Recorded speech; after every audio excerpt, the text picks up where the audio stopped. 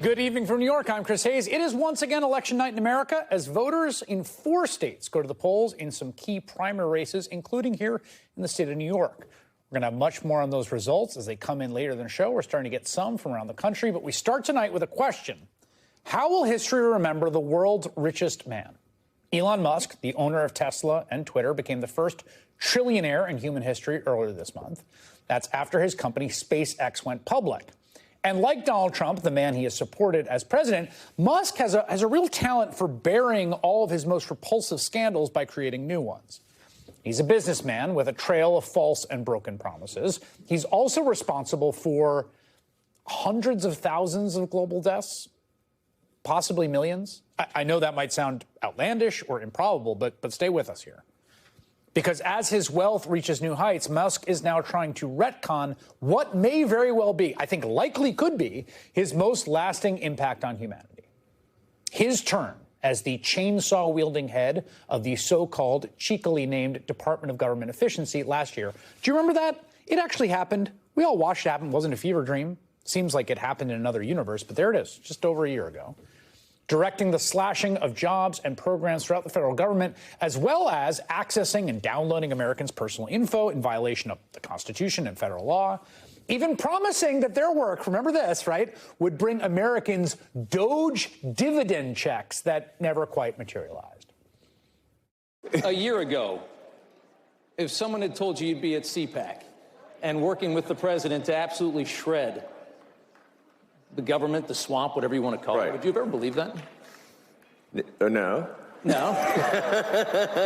Me neither. But it's cool.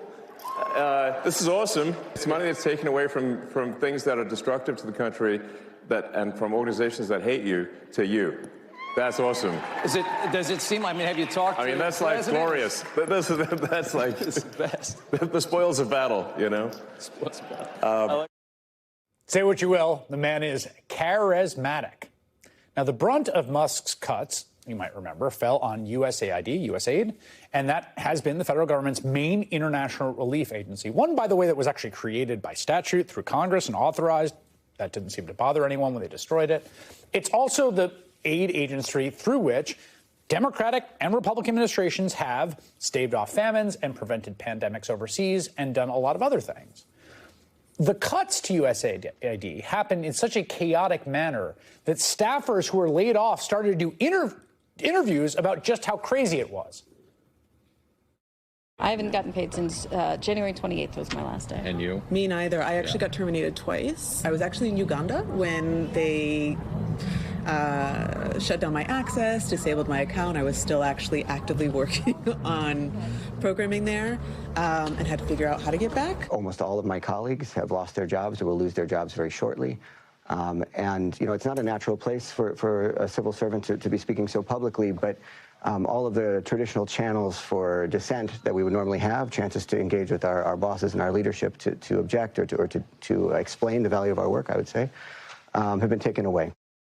Now, to be very clear here, right, this wasn't some secretive program they did behind closed doors. This was a top story at the time. It wasn't like, oh, man, no one knew they were dismantling USAID. No.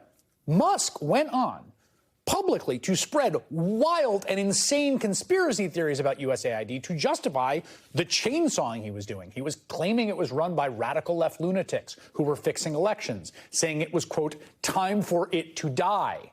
He even suggested the people the agency helped didn't actually exist. But many times over with USAID and other organizations, when they said, oh, well, this is going to help, children, or it's going to help some disease eradication or something like that. And then when we ask for any evidence whatsoever, I say, well, please connect us with this group of children so we can talk to them and understand more about their issue. We get nothing. They don't even try to come up with a show orphan, meaning like this sort of like, well, can we at least see a few kids? Like, where are they?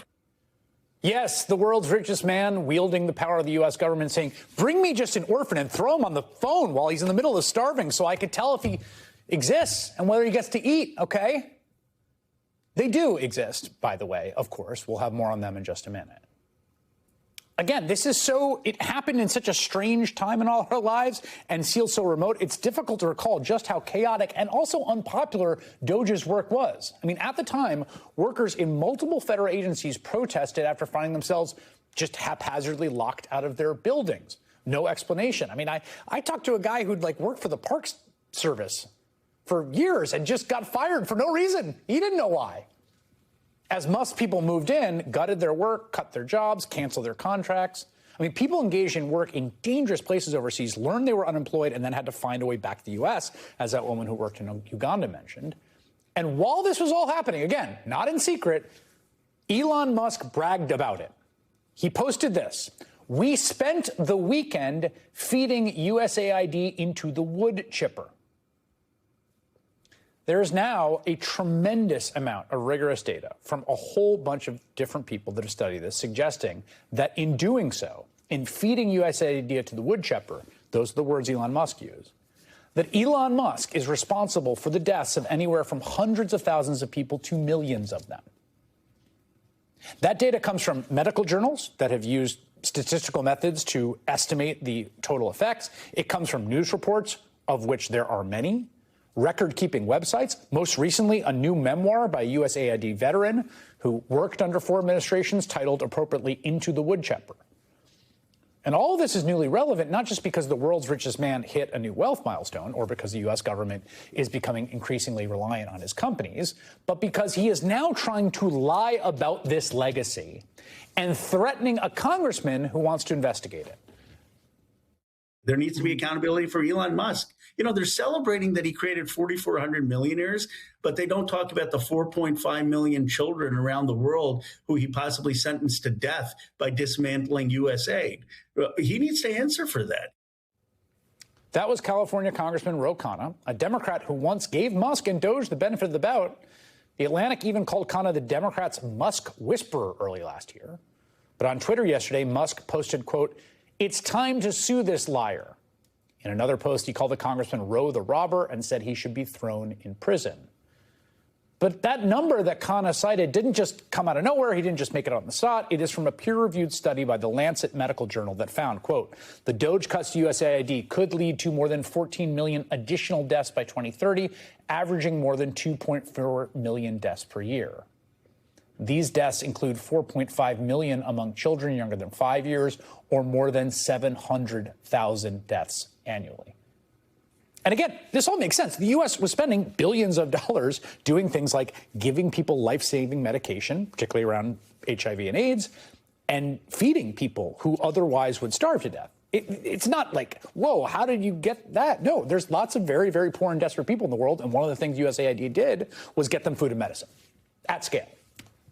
So as Elon Musk jumped around with his chainsaw and bragged about wood chippers, experts and laid-off aid workers at the time were telling us very explicitly what would happen.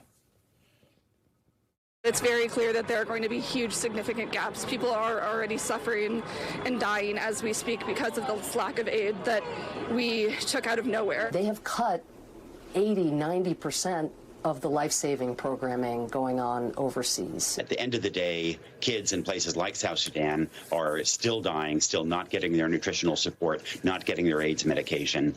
And that fundamentally is what has to happen to keep people alive. Again, he and a bunch of folks that came work with him, they pulled the plug on all sorts of programs with no warning whatsoever for the poorest and most desperate people in the world who are relying on it for everything from food to HIV medication. And then he walked away from it, and his space company went public. History will obviously remember Elon Musk's inconceivable wealth, but will it reckon with the human cost of his power?